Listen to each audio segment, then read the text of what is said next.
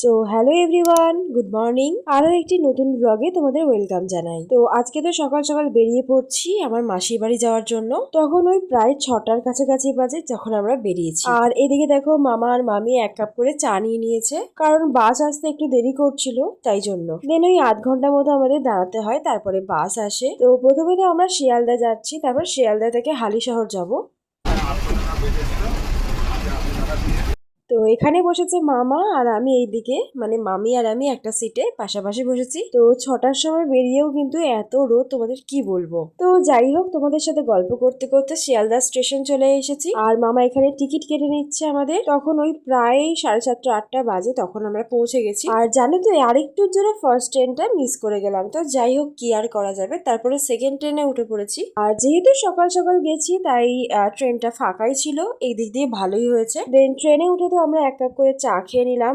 তো এই দিন কি কি খেলাম সেই নিয়ে একটা ব্লগ অলরেডি দেওয়া আছে, তোমরা চাইলে দেখে আসতে পারো। তারপরে তো ওই 7:45 নাগাদ মনে হয় ট্রেনটা ছাড়লো শিয়ালদা স্টেশন থেকে। দেন তো আমাদের খুব খিদে পেয়ে গেছিল বলে একটা দোকানে দাঁড়ালাম। তো ট্রেনে 1 ঘন্টা মতো জার্নি করে মাসির বাড়ি গিয়ে 1 কাপ করে চাও খেয়ে নিলাম। আর এখানে দেখো সবাই তত্ত্ব সাজাচ্ছে। তো তোমাদের তো জানানোই হয়নি, আসলে আমার দাদার বিয়ে, মানে আমার মাসির ছেলের বিয়ে, তাই জন্যই আর কি এসেছি। তো ওখানে গিয়ে তো তত্ত্ব সাজানো দেখছি আর 1 কাপ করে চা খাচ্ছিলাম।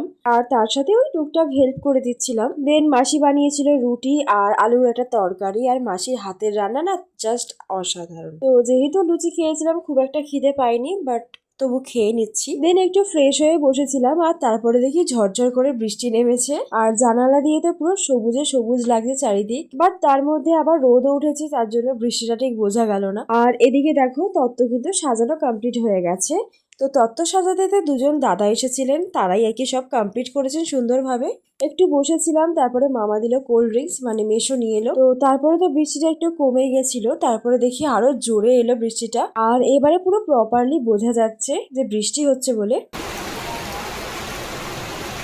তো তারপরে আমরা খেতে বসে গেছিলাম, আর এই হচ্ছে বর, মানে হবু বর, আমার দাদা। তো দুপুর যেহেতু হয়ে গেছে, মামি এখানে সার্ভ করে দিচ্ছে সবাইকে। আর আমরা খেতে খেতে তো অভিজিৎ স্যারের গানগুলো শুনছিলাম, জাস্ট দারুণ লাগে। আচ্ছা, তারপরে আমরা একটু বসেছিলাম আর সবাই মিলে গল্প করছিলাম। আর এই হচ্ছে দাদা, কি লজ্জা পাচ্ছে তোমাদের কি বলবো। তো যাই হোক, তো তোমাদের একটু দেখিয়ে দিই, এই যে কাঁসারের থালাবাটির সেট, এটা মামা মামির তরফ থেকে। আর এই হচ্ছে আমার মাসি। তো বাদ বাকি আরো যা যা গিফটস আছে সেগুলো আর কি দেখছিলাম, আর আমরা একটু গল্প করছিলাম। তো সবাই মিলে একসাথে জড়ো হলে যা হয়, অনেক দিন পর হাসি আড্ডা মজা ইয়ার্কি সব হচ্ছে।